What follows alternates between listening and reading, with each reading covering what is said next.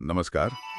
અ, આજે આપણે જાન્યુઆરી 1941ના અખંડ જ્યોતિ અંકમાંથી વાત કરીશું. આ લેખ ભારતના એક મહાન આધ્યાત્મિક ગુરુ પંડિત શ્રીરામ શર્મા આચાર્ય દ્વારા લખાયેલો છે. આપણે એમના નવીન વર્ષ નામના લેખ પર ફોકસ કરીશું. એમાં એમણે બહારની ઉજવણી કરતાં અંદરના બદલાવ પર વધુ ભાર મૂક્યો છે.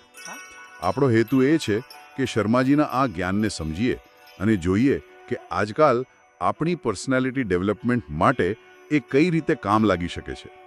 ચાલો જરા ઊંડા ઉતરીએ એમાં. હા, ચોક્કસ. અને આ લેખની ખાસ વાત એ છે કે જુઓ, એ લગભગ 80 વર્ષ પહેલાં લખાયો હતો, પણ આજે પણ એટલો જ રેલેવન્ટ છે, કદાચ વધારે. શર્માજી શું કરે છે કે નવા વર્ષ જેવી આમ તો સામાજિક ઉજવણી છે, એને વ્યક્તિના પોતાના અંદરના બદલાવ માટેનું એક સાધન બનાવી દે છે.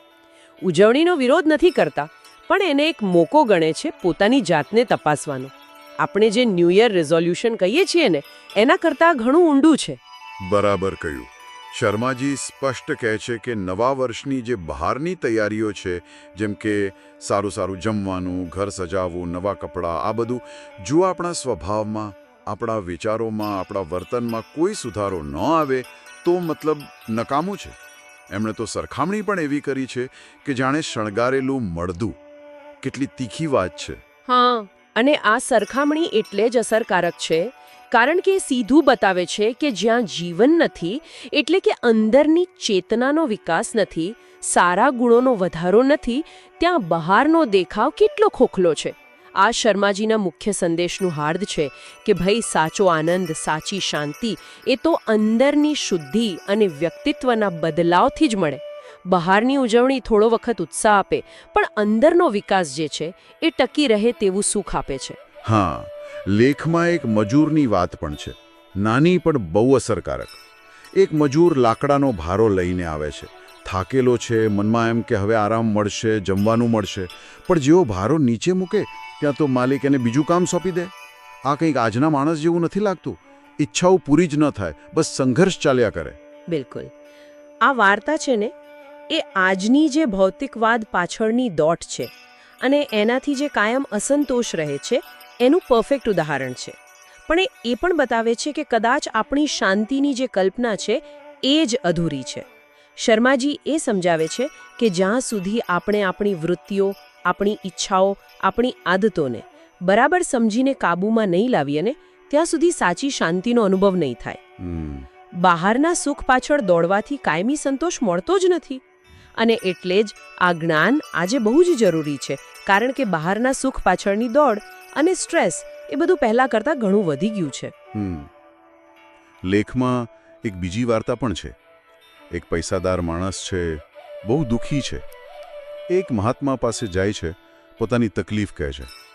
ત્યારે મહાત્મા એને શાંતિથી સમજાવે છે કે ભાઈ, તારા દુઃખનું કારણ બહાર નથી, કોઈ બીજા લોકો નથી, પણ તારી અંદર જે ખામીઓ છે, ગુસ્સો, લોભ, અહંકાર, એ છે. અને આ સાંભળીને પેલા માણસને આમ જાણે પોતાની ભૂલ સમજાય છે.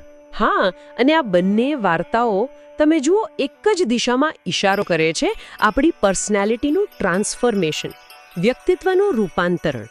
શ્રીરામ શર્મા આચાર્યજી એકદમ કુશળ માર્ગદર્શકની જેમ આપણને શીખવે છે કે આપણામાં જે ખામીઓ છે, અવગુણો છે, એને પહેલાં ઓળખો, પછી સ્વીકારો અને પછી એને સુધારવા માટે પ્રયત્ન કરો.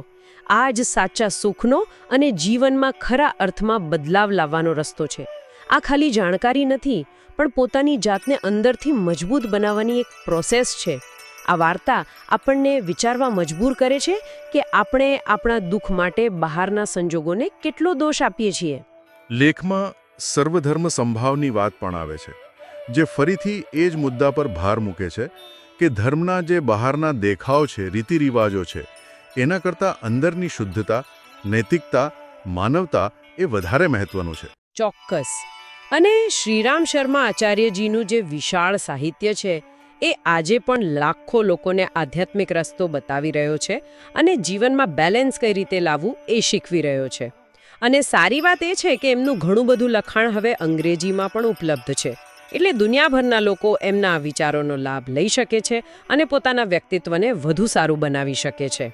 તો આખી ચર્ચાનો સારાંશ એ જ છે કે સાચી પ્રગતિ, સાચું નવું વર્ષ અને ખરો આનંદ એ બહારના દેખાડા, ઉજવણી કે પૈસાથી નથી આવતો, પણ આપણી અંદર જે શક્તિઓ છુપાયેલી છે એને જગાડવાથી, આપણી ખામીઓ દૂર કરીને સારા ગુણો ખેળવાવાથી, એટલે કે અંદરથી બદલાવ લાવવાથી આવે છે. હા, અને આ ચર્ચા પછી એક વિચાર આવે છે કે જો શર્માજી કહે છે એમ આપણે આ વર્ષે ફક્ત આપણી કોઈ પણ એક મુખ્ય આંતરિક નબળાઈ, ધારો કે ગુસ્સો હોય કે આળસ હોય, ઈર્ષા હોય કે બીજું કંઈ પણ, એને ઓળખીને એને સુધારવાનો પાક્કો નિર્ણય કરીએ તો એની આપણા જીવન પર, આપણા સંબંધો પર, આપણી ખુશી પર કેટલી ઊંડી અને પોઝિટિવ અસર પડી શકે. ખરેખર આ વિચારવા જેવી વાત છે.